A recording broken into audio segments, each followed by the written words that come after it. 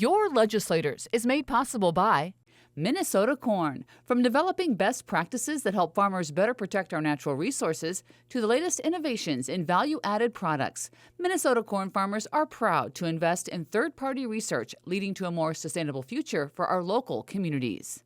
Minnesota Farmers Union, standing for agriculture, working for farmers. On the web at mfu.org.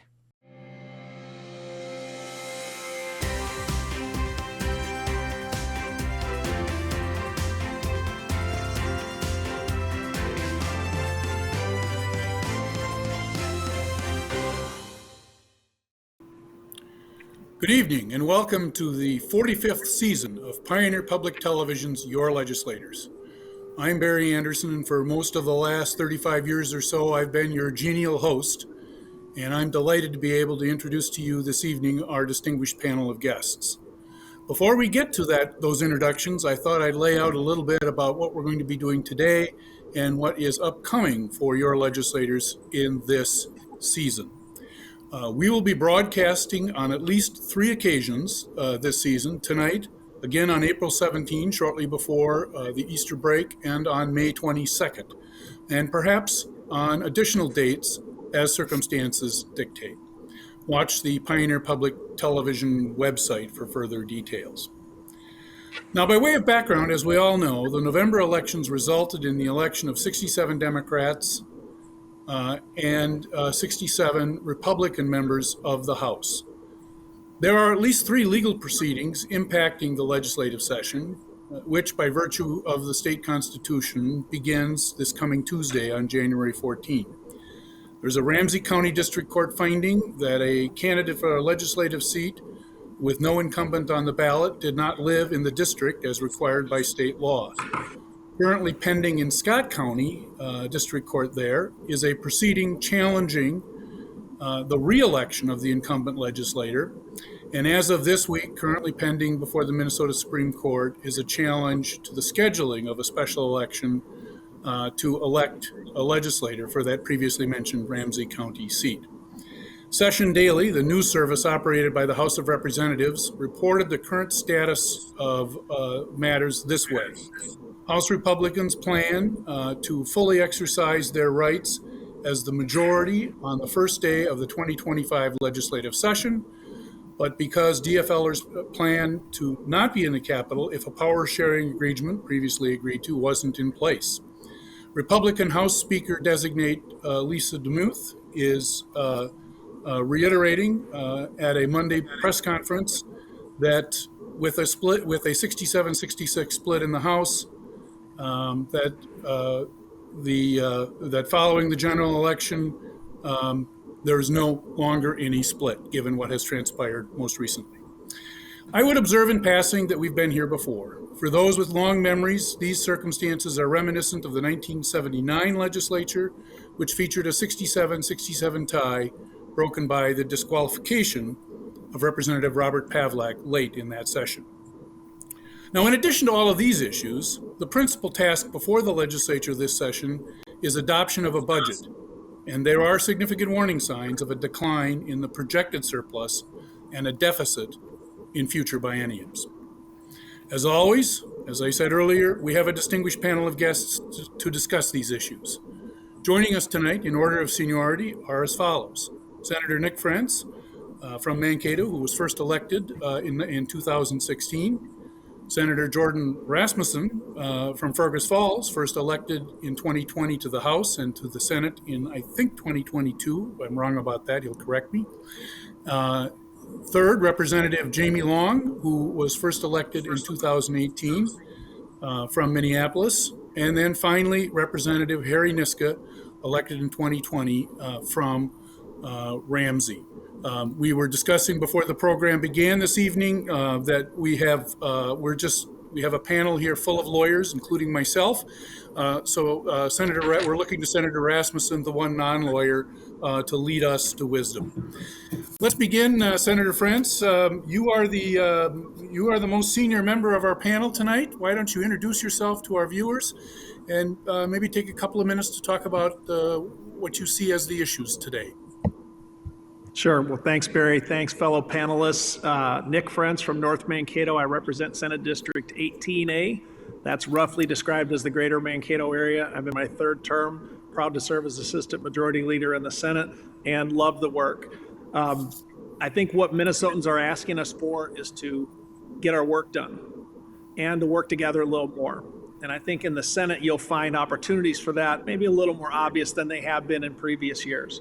I am following with great interest the litigation surrounding some of the House races. And I think I would ask all of us to sort of center ourselves in this basic question. What did the voters give each party and each caucus the right to do? What did the voters not give? And for those votes that are yet to be had, what will happen if they turn out one way or another? Senate Democrats are ready to work with Senate Republicans, try to figure stuff out and get a budget passed. And happy to discuss those issues. I think what you'll see is an interest in cost of living issues. And as far as the budget deficit, it's like a family that is meeting its expenses with its income, but is told in 4 years it's going to be more expensive without a corresponding increase in income. So I think we got a plan for that, and how we do that will be a sign of our bipartisanship. Looking forward to it. Justice Anderson. Very, very good. I should note for our interested viewers who may be confused by this, that appellation of justice is very much appreciated. I retired from the court on May 10, and this is what I do for a good time, is talk to legislators about what's going on at the legislature. Let's move on to Senator Rasmusson. Give us an introduction and tell us a little bit about the issues as you see them. Great to be with you, Barry, and I really enjoy this program and the opportunity to talk with Minnesotans about what is occurring at the Capitol. And I think for the Senate Republican Caucus, we're very interested in being able to work in a bipartisan way, focusing on family budgets and the concerns that we have heard from our constituents since we've been back in the districts we represent. For myself, I live in Fergus Falls with my wife, Emma, and represent 5 counties in west central Minnesota. And I'm also honored to have the opportunity to serve as an assistant leader for the Senate Republican Caucus. And I think one of the big changes that the voters sent us back in November is they've told us that they don't want a single party trifecta control in St. Paul. And so I know from talking with my Republican colleagues, they're very much looking forward to this new opportunity where any bill that passes and gets signed into law is going to require bipartisan support. And I think we have a lot of bipartisan ideas that we're excited to promote once we get started next week. Representative Long, the floor is yours. Very well. Thanks for having me back on the program. It's good to be with you. Congratulations on your retirement. I think you framed it up well in your introduction. We had a 67-67 outcome to the election in November, and that's where we're going to wind up. We've had one court challenge that led to one of our members stepping down, and we're going to have a special election. That's a Democratic seat, and so we'll be back to 67-67 on the same day that the Senate will be back up to full strength, because there's a special election in the Senate too. So it seems like we'll be off to a bit of a slower start than normal in the legislature, and at the end of January, I think we will be back up to full strength. And so I'm hoping that we can operate well, as Senator Frentz said. I think there are good opportunities for bipartisanship. In my first 4 years, we were in divided government. I worked on some issues with then House member Jordan Rasmusson at the time on some energy policy. And so I know that there are issues that we can work across the aisle on together to be able to do good work for the people of Minnesota. But I think that pretending that we're not in a tie is going to be a path that leads nowhere. So I'm hoping that we can get to a place of bipartisanship soon. Representative Niska, floor is yours. Thank you. Well, yeah, certainly there are big problems that Minnesotans expect us to be working on here in St. Paul, and we have to get started right away. The reality of the situation is that we aren't at 67-67 today. We're at maybe 67-66, as you referenced. There is another court challenge going on about another election contest. That may require another election as well. And the people of Minnesota need us to get to work on the budget. They need us to get to work on stopping the fraud that's happening in Minnesota. They need us to get to work on making Minnesota affordable, on making Minnesota safe, on fixing our education system where half of our kids don't get to read. And the reality of the situation is nobody ever does a power sharing unless it's necessary to organize a house in the first place. And on January 14th, when the law says that we need to begin, there will not be an even tie in the Minnesota House. There will be a 67-66 Republican majority. And that means Republicans have the obligation to move forward with organizing the House. But it does mean that we're going to have to work together as Republicans and Democrats to solve those problems. And that's the responsibility that House Republicans are willing to take on. It seems clear that that's the only way things probably will be productive in the House, that House Republicans work with the Senate and work with the governor and any Democrats who are willing to work with us to solve those big problems that Minnesotans expect us to work on. So let's move to some specific issues that we know are of concern to Minnesotans. And we have a number of members of this panel who have worked closely on energy issues. And I want to go to that topic. I mean, I recognize that the budget is a significant issue. We're going to come back to that and lay that out. But I want to start with the energy question. Senator Frentz, we'll start with you as the senior member of our panel here today. And talk a little bit about energy issues and what you might see coming out of this session. And in particular, I want to ask you about whether or not there is some possibility that the nuclear moratorium, which was imposed many years ago, might be lifted. Not necessarily any specific legislation in that area, but whether or not the moratorium would be taken away. So let's start with you, Senator Frentz, and we'll go around the table and have an exchange on energy-related questions. Sure, I appreciate that. As the chair of the Senate Energy, Utilities, Environment, and Climate Committee the last 2 years, I love the topic. I think Minnesotans are in a good place, but there are some things on the horizon we'll have to talk about. First of all, responsible forecasts suggest that the demand for electricity in Minnesota in the next 15 to 20 years is going to double. So we have pretty reliable, pretty affordable energy right now, but we're in a serious crisis if you want to talk about our ability to build out energy generation or to buy it on the open market. Of course, supply and demand tells you that the more we need it, the more we might have to pay for it. So we have to ask ourselves how ratepayers and their pocketbooks are affected by our choices. The good news for those of us that are worried about climate change, and I'm in that group, is that renewable energy becomes cheaper and cheaper. First of all, it has no fuel. And so as we watch unsubsidized wind out of my beloved southern Minnesota, especially Buffalo Ridge and southwestern Minnesota, be really the cheapest energy available, the question becomes, how are we going to generate it and how are we going to transport it to where the most users are? That is primarily the Twin Cities metro area. I'm a big believer that ratepayers have to be treated equally, whether they're investor-owned utility customers, rural electric co-op like me in North Mankato, or municipal electric.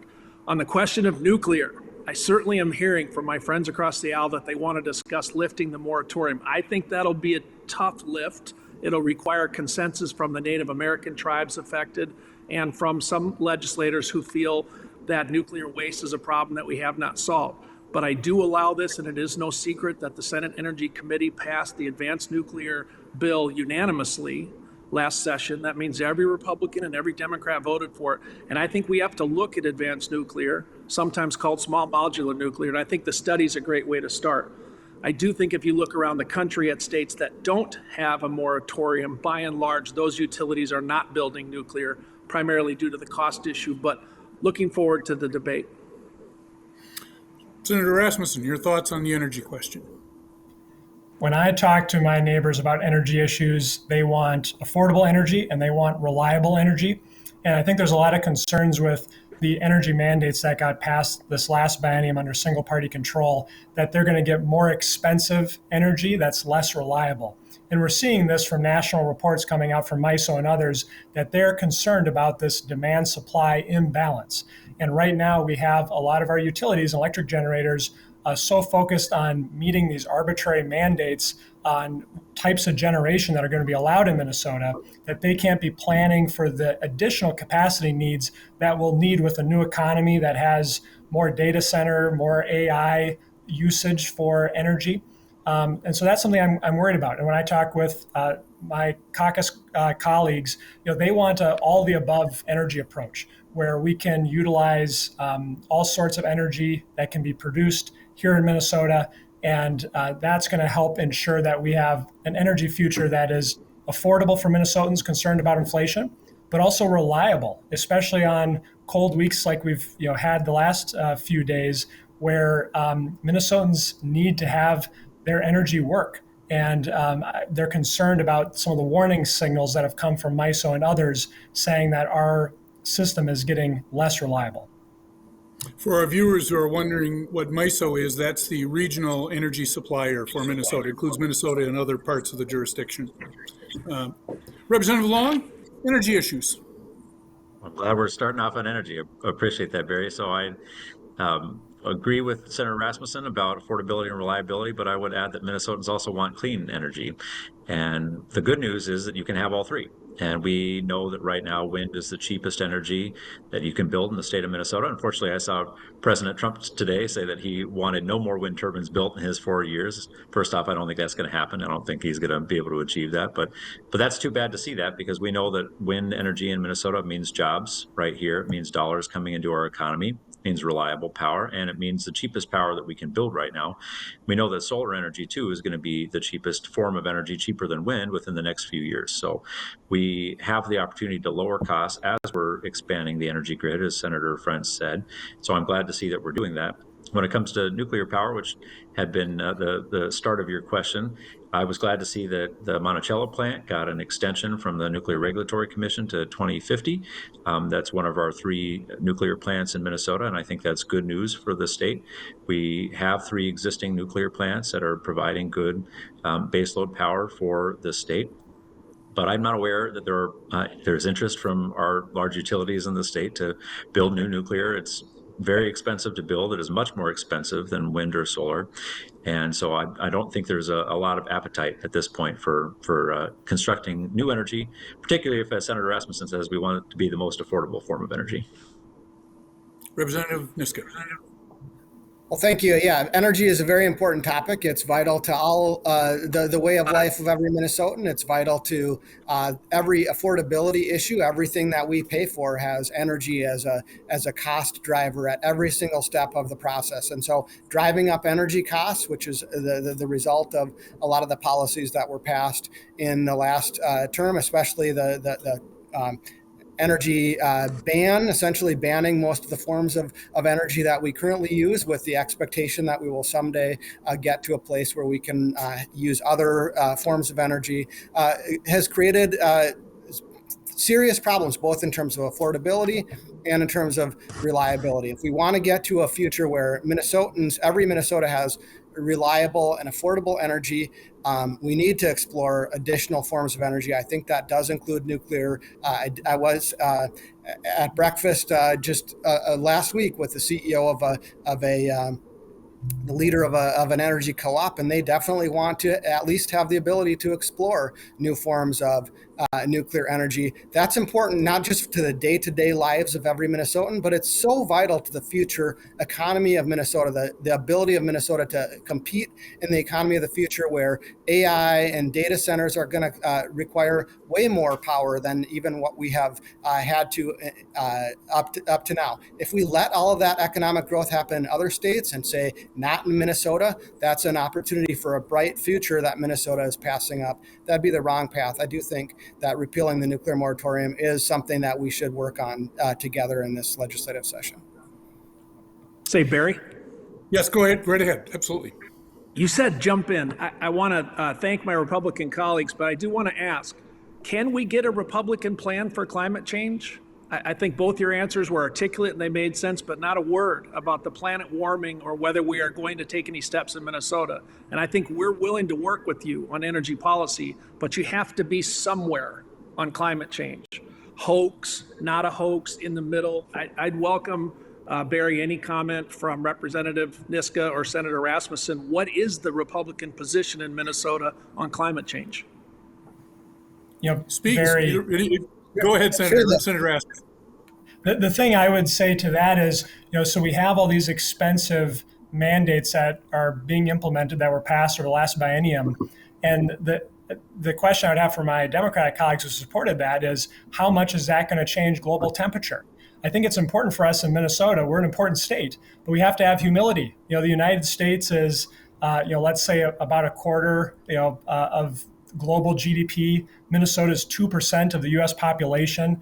Any policy that my Democratic colleagues pass over the last 2 years is going to have no impact on global climate temperature and global climate. This is something that is much broader than the issues at the state capitol. But unfortunately, we know that these mandates will have real costs for Minnesotans, both in terms of the energy bills they pay, and we've seen this with recent rate cases, in additional to the reliability issues that we've talked about when we're taking baseload energy offline to go onto more intermittent sources like wind and solar. So my critique of the policy is that when we go back to Minnesotans, we can't articulate any clear benefit, but we can see the clear costs that will be paid from the implementation of this.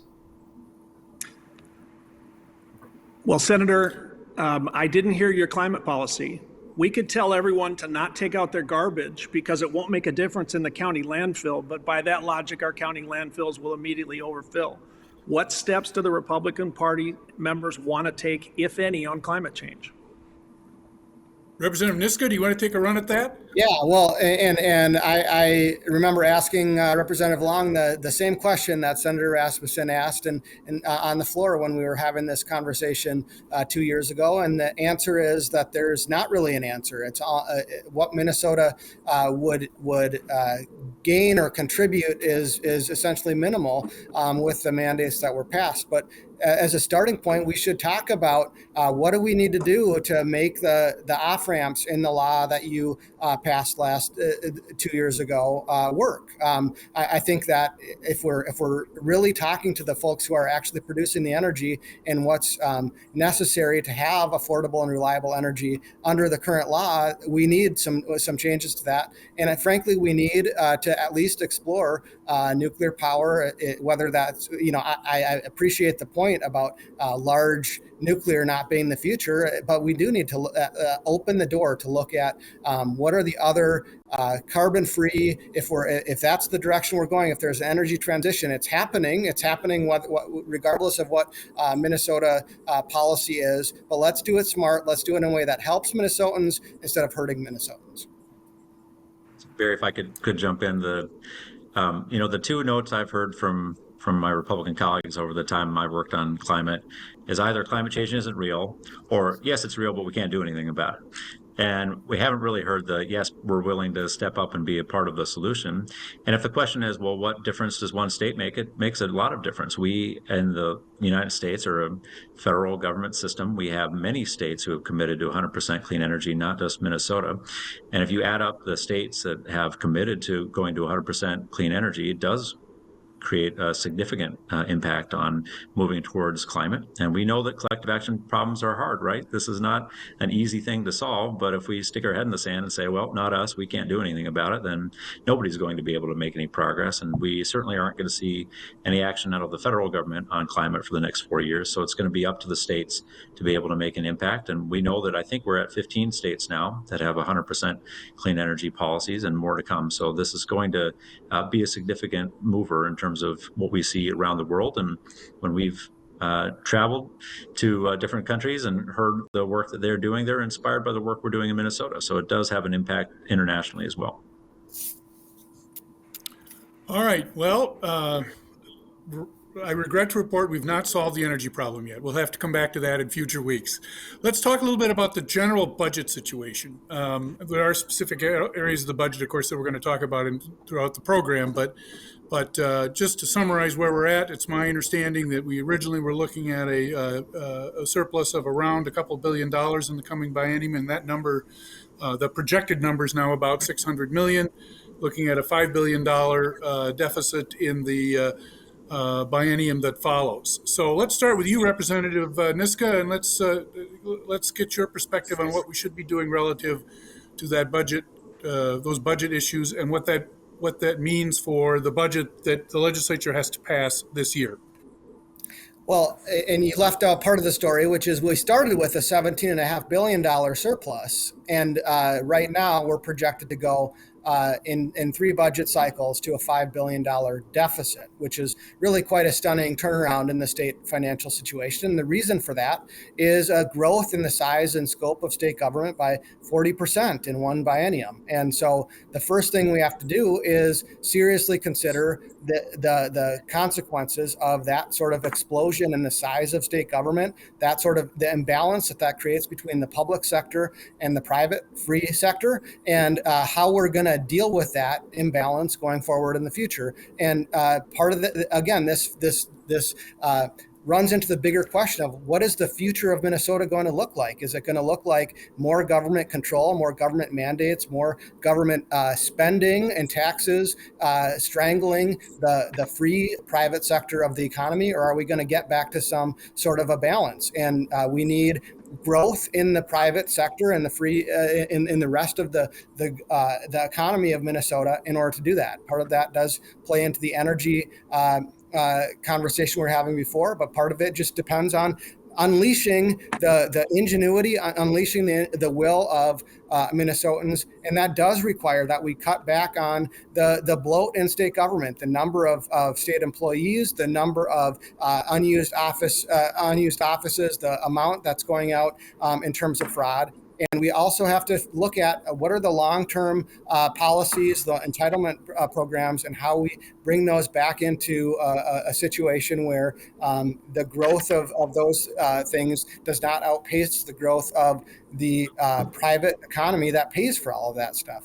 That's the big problem we have. We're not going to solve that in 30-second sound bites or even an hour-long panel discussion on a PBS show. But that's a big problem, and it's going to require all of those things to be true. We're going to have a vibrant private economy based on freeing the ingenuity of Minnesotans, competing in the economy of the future. And we're also going to have to deal with the size and scope of state government that exploded under a Democrat trifecta the last 2 years. Representative Long, your thoughts? Well, I agree that we big complicated topic. I'm confident the five of us can solve it. But anyway, go ahead. Absolutely, we sure can. Well, I agree about the need to help grow our economy, and I think that's just what we did over the last 2 years with our budget. We invested in schools to make sure that we have the best workforce in the country. We invested in our infrastructure and roads and bridges to make sure folks can get goods to market. We invested in our higher education system to make sure that we are having the best talent, the best ingenuity, the best innovations coming out of Minnesota. There are some other states that have different models. They have race to the bottom models where they have cheap labor, and that's their best goal, but that's never been Minnesota's value add. Minnesota's competitive edge on a national basis has been that we have a great educated workforce and a great infrastructure, and that's how we've been able to succeed. That's how we've been able to attract so many Fortune 500 companies and create so many good jobs here. And so those are the investments that we have made, and those are what's going to help continue to help grow our economy and put our budget in a better position in the long run. My GOP friends like to conflate one-time spending with ongoing spending. The budget is not 40% larger on an ongoing basis. There was a one-time boon from federal money and from coming out of the pandemic, and that was invested in housing and infrastructure and schools and many of the other areas to help grow our economy that I mentioned. The two areas of the budget that are of concern in terms of their growth right now are long-term care and special education. That's 70% of the growth that we're seeing going forward. Those are important programs for people in need in our state, and we need to make sure that those programs are doing well. But I'm happy to help work with my friends across the aisle and see if there are ways that we can reduce spending in some of those areas, or try to make sure that we are doing what we can to help provide care to our most needy Minnesotans, but in a way that doesn't break our budget. And I think we should be honest, though, about what the large budget areas are and what the small budget areas are. And, cutting a DEI employee from one agency is going to do nothing to the budget. If we want to look at the large areas of spending and work on where there's growth, I think that we can do that together.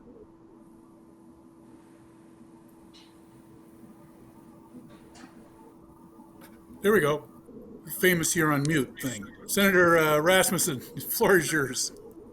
Thank you, Barry. And it is important, for us to remember that this is a budget year. And so this is the main task that'll be ahead of us in the legislature.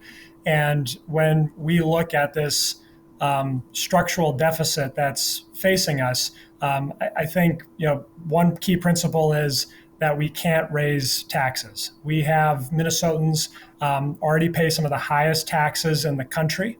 And we can't just continue to go back to the taxpayer and ask for more. I clearly heard when I was talking to people during interim that they want us in St. Paul to prioritize their family budget and to not continue to prioritize the state government's budget. That's a message that I heard very loud and clear. And I think one thing that we really need to focus on this session is getting a handle on the waste, fraud, and abuse that we've seen across state government agencies. And it seems almost a weekly occurrence where we have some 7 or 8 figure case of waste, fraud, and abuse hit the headlines. And we've seen a lack of accountability from Governor Walz's state agencies. And I think this is something that we need to correct, because Minnesotans don't want $30 million going to a substance use disorder provider who's fraudulently billing the state. They don't want $250 million in fraud for the Feeding Our Futures that was supposed to go to feed kids, go into the pockets of criminals. And so I think that's an area where we need to focus, and we need to have accountability across all of our agencies, that they're dealing with the hard-earned tax dollars of Minnesotans, and that they need to treat that money like it was their own. And so I think that we'll have a number of proposals once session starts to give more teeth to the Office of the Legislative Auditor to ensure that their recommendations are being implemented. And I think across our committees, this will be something that Republicans will be talking more and more about. Senator Frentz, the floor is yours. Well, here is where I got to acknowledge a couple of weaknesses on the panel. First of all, I'm a more moderate fiscal type, so I'm interested in efficiency. I'm interested in budgets. I tell the people in my district all the time when they ask what's it like, I say the best part is also the hardest part, which is the state budget has to balance. I'm glad you mentioned the family budget, Senator Rasmusson. I am right there with you. We talk to the farmers in my district, men and women that go to work every day. They thank us for the child tax credit. That's a nation-leading child tax credit. We need more happy families in this state, and that's a big plus.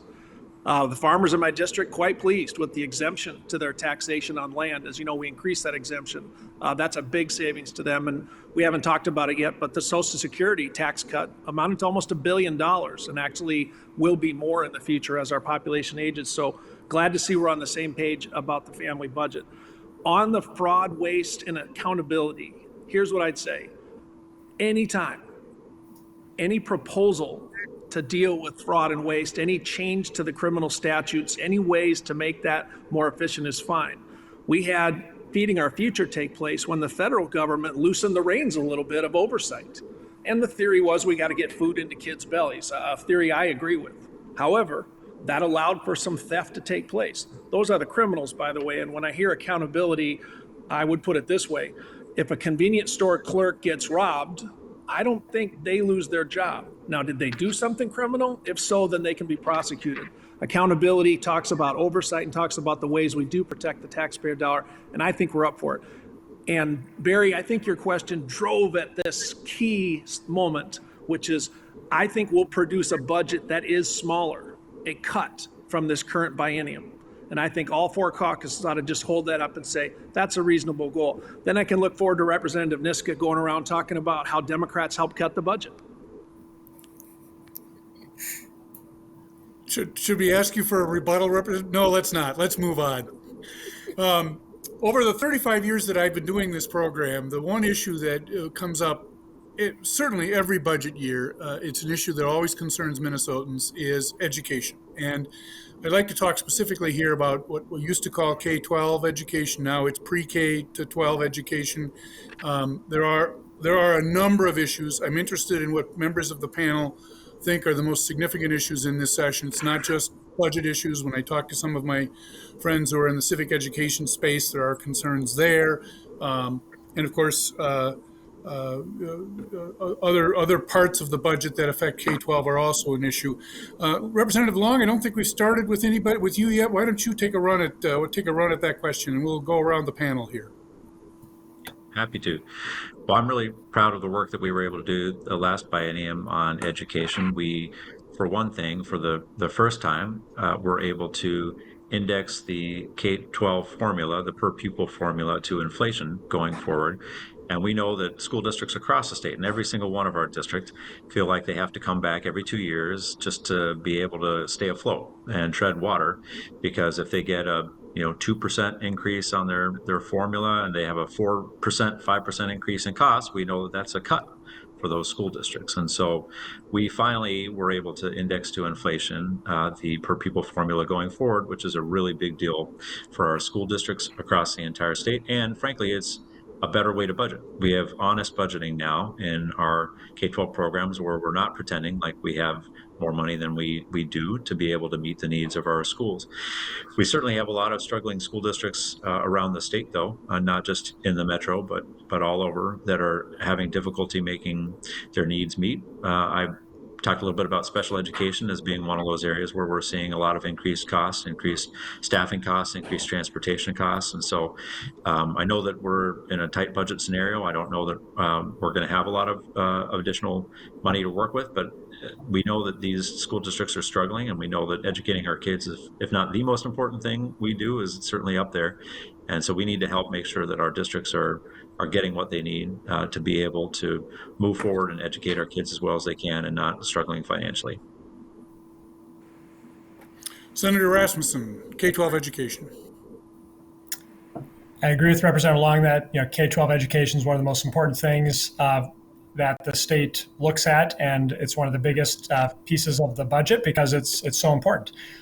The feedback that I have heard from educators across the state from this last biennium is that even though there was an increase in the spending in K-12 education, that it's all been eaten up by new mandates.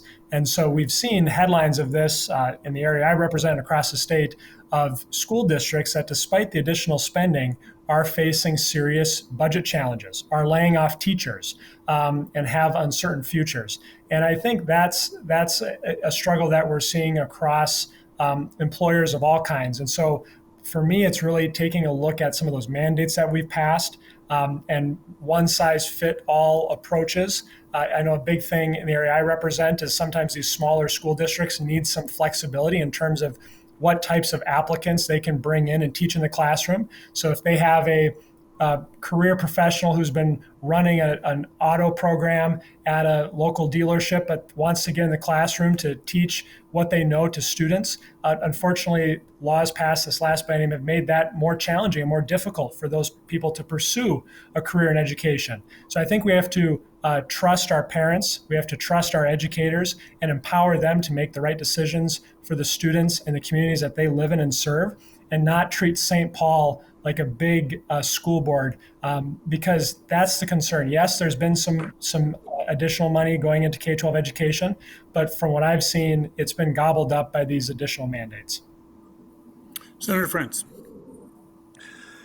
Love the topic. I would consider education the state's top priority. I think of it as a way we invest money in the state's children and invest in the state's economic future. And I'm all in for the debate about how best to deploy those resources. I agree with Senator Rasmusson that some of the requirements we put on school districts took away some of the extra money that we put into it, but we did put in extra money. And some of those districts were in trouble before COVID and before the federal money started running through the state budget. So we could debate that point, but count me in. Here's the things I think Minnesotans would agree on. We have to continue to focus on the basics. The READ Act, for example. I applaud some of my Republican colleagues in the Senate on literacy. I think that's a foundational educational goal. And the READ Act is our effort to make literacy and some of the basics of reading a priority. I think we should stick with that. I like some of the stuff we've done on school meals. It's costing us more, but that's because more kids are eating those meals. I'm the child of 2 teachers, and I've heard stories about kids that stomachs are empty. I know we've all got them in our district. I think that's a winner. I know it costs money, but don't just ask what it costs, ask what it pays. And then watching some of the state's efforts in attendance or truancy, if you like the term from my era, and cell phone use. I think the kids will be fine if we take cell phones out of school. I know they don't like it. I know some of them will make a fuss, but I think there's some big advantages. Tell them that school's important and they'll respond accordingly. And as far as truancy, you may know there's a pilot project or two around the state. Mankato area public schools, proud to be one, working to reduce truancy, working to keep more kids attending more classes. If we can get them in the classroom, we can show improvement. And often, as with the food, it's just 2 or 3 kids that sometimes create the greatest challenge for our teachers and the greatest impediments. On the local expert stuff, Senator Rasmusson, happy to talk offline about that. I have a rural district too, and I think you're right. They want to talk a little bit about teacher licensure.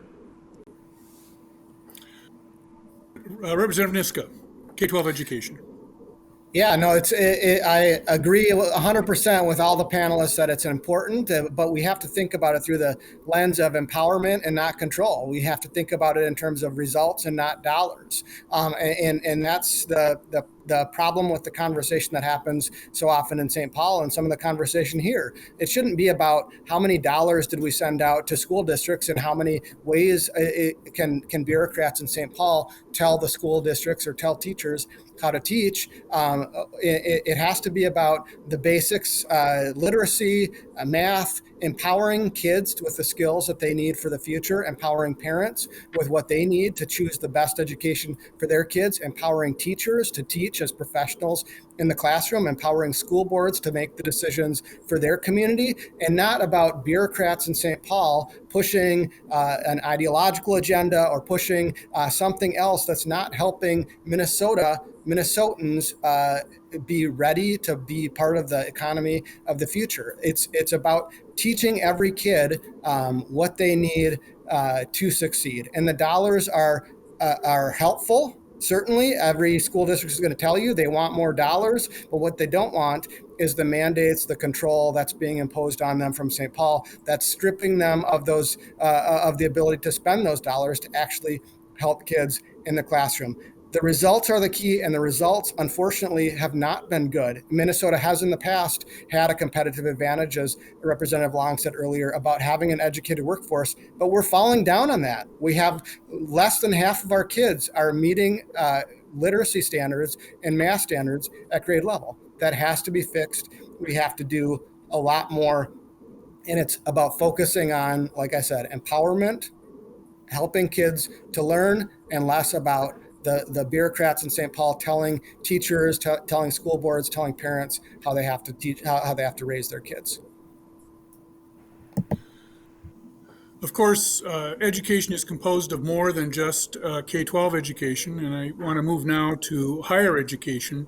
In the context of the current environment, which is a declining number of students attending higher education, increasing costs, lots of budget pressure, lots of concerns about, of course, we've had concerns about curriculum and other issues, and I don't know that it has been as big an issue in Minnesota as it has been elsewhere, but of course there have been concerns about student behavior and related topics. So let's move to higher education. Representative Niska, I don't think we've had an opportunity to tee you up as our first speaker. What are we going to do about higher education in the 2025 legislative session? Well, I'm not sure that we're going to solve all the problems of higher education in the 2025 legislative session, but more broadly, I think that there was a cultural period where where kids coming out of high school were sort of being expected to go to a 4-year track, even for folks who that wasn't the best way to prepare them for their future. And I think there's been bipartisan agreement that we should be doing more to help think about how every high school senior can think about and be empowered to make the right choice for their career, whether that means going right into the workforce, whether that means going to some sort of a 2-year program that's going to prepare them for the trades jobs of the future, or whether they go into a 4-year program. There's more that we need to do to help every student, regardless of what they want to choose. The last legislature really focused a lot of the state spending on just public higher education to the detriment of students who choose a different direction, a private school through the Minnesota State Grant Program. I think we need to rebalance that. But certainly it's important that we are trying to support every student's potential path, whatever the path is that's best for them, for their future, for them to be a productive worker in helping Minnesota compete in that economy of the future. Senator Frentz, higher education. Yeah, I love this topic. As a graduate of a Minnesota four-year school, it was a good fit for me, but I agree with Representative Niska. We got to find the best fit for each kid. It's not the same as it was 20 years ago, and it's not the same for each kid in each part of the state. Honestly, what I see is the state's high schools doing a pretty good job opening up options like building trades, agriculture. We're showing these kids. The example I love to cite is in Mankato. We started a pre-agriculture kind of greenhouse program at Mankato East High School. Barry, that's the non-Scarlet high school in the district. Hey, And I was there and spoke to Mankato East High School, and my brother and sister both graduated from there. So I have a rooting interest there too. Go Cougars. I'm just taking a little moment there. My point was going to be they opened that program with 40 kids. They now have 400. So that tells us that there are opportunities besides four-year programs that a lot of kids are interested in. As far as the way we structure Min-State, I have some questions about how long we can keep all the campuses open. We're telling the taxpayer that we'll be smart with their dollar, but in some ways, keeping the campuses, the physical bricks and mortar there, I think raises some questions. I'm not on the higher ed committees. I'm just throwing it out there that at some point you would say the enrollment changes are such that it may not be cost effective. Maybe we could use it different ways. The online studying too, I think we need more information. I'm not sure an online student gets the same experience. And I see these ads on TV, get your degree online. I'm not positive that is as valuable as sitting in a classroom listening to a professor, but we can have that discussion some other time. Long story short, Minnesota's been successful in higher ed. I am a big believer that the private schools should be included in our state grant programs and open-minded to continue working on it. I think it's really where the state can distinguish itself. Take our great public schools, move those kids into four-year campuses, keep them here in Minnesota, stop going to Brookings, South Dakota for college, and we'll be fine. Senator Rasmusson, higher education. Thanks, Barry. One of the factors that we have to look at when we look at higher education is how can this be an asset for Minnesotans that are looking to better their lives, to improve their economic circumstances, and how can we also use higher education as a growth engine for our economy and making sure that Minnesota continues to be a center for innovation across the country. And I think we have to look at what programs and what institutions within our higher education network are delivering on that expectation, are delivering high quality educations that improve the lives of Minnesotans and are also producing that nation leading innovation. And I think there are some schools that are doing a fantastic job. In the area that I represent, Alec Tech is, they have waiting lists for their diesel mechanic program, and they're looking to expand it so they can get more people into that in-demand profession. Those are the types of programs we should be supporting.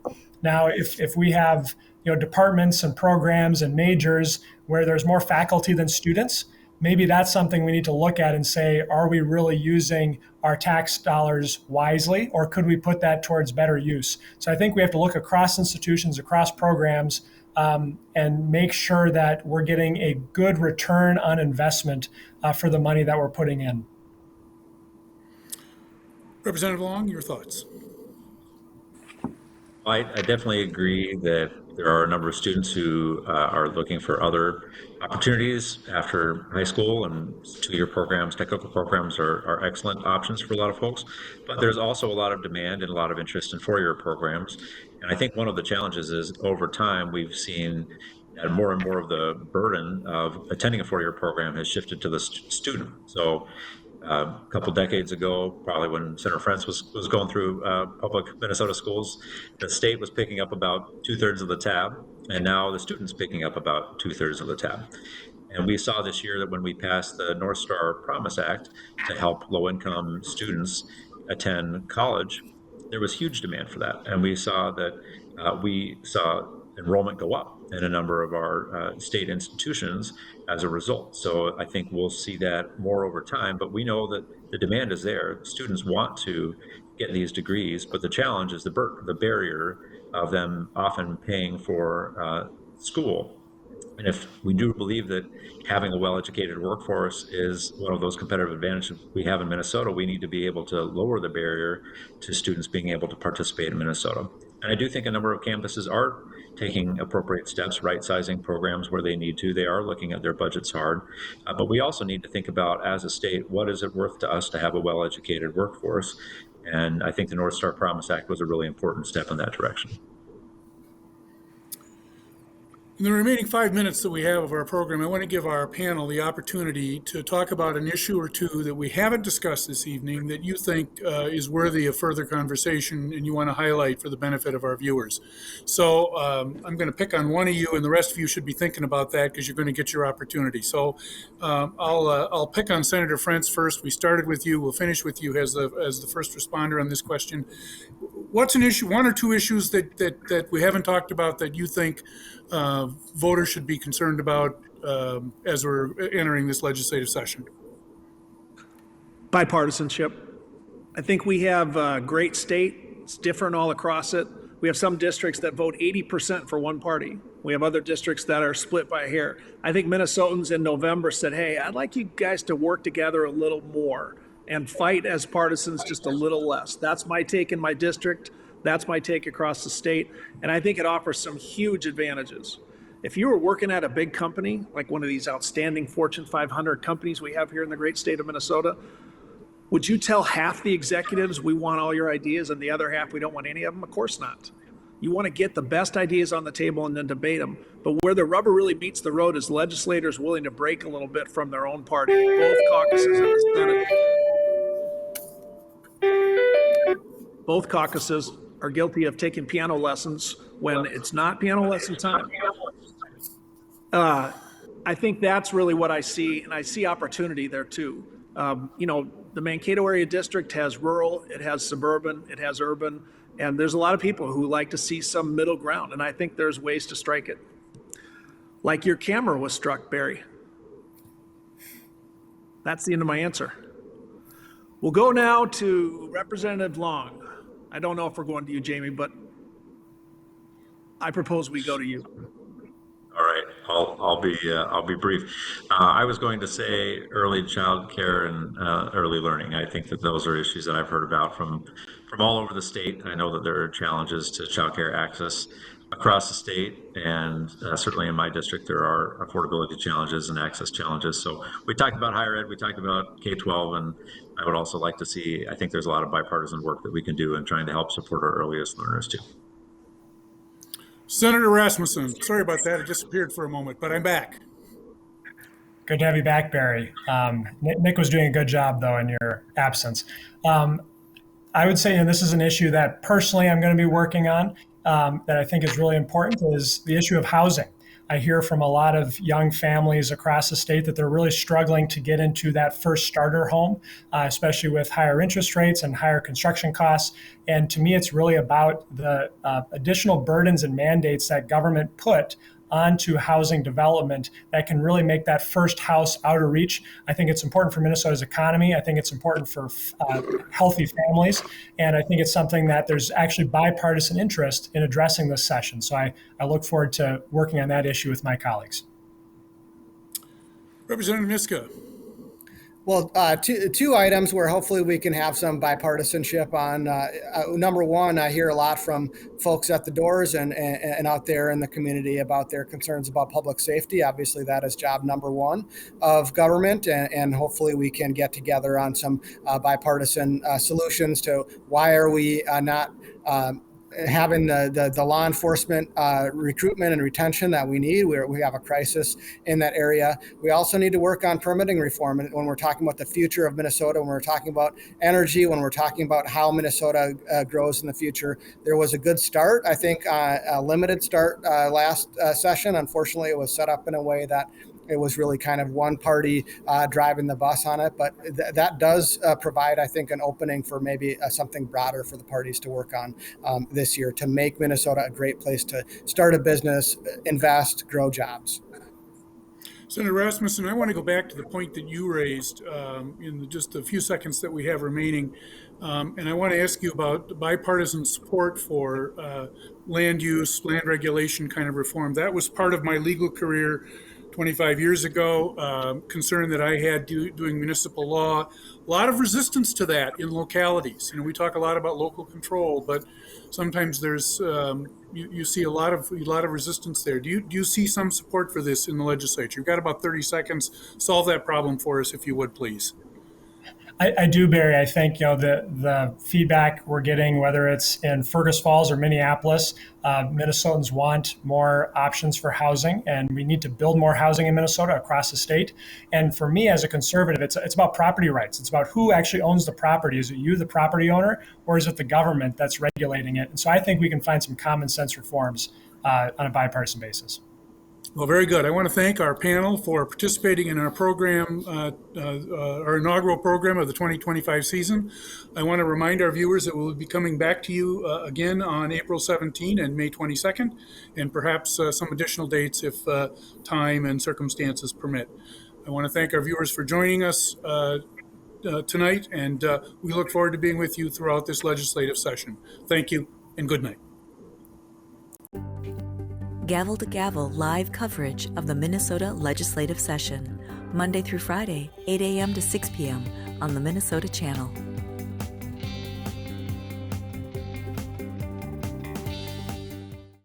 Your Legislators is made possible by Minnesota Corn. From developing best practices that help farmers better protect our natural resources to the latest innovations in value-added products, Minnesota corn farmers are proud to invest in third-party research leading to a more sustainable future for our local communities. Minnesota Farmers Union, standing for agriculture, working for farmers. On the web at mfu.org.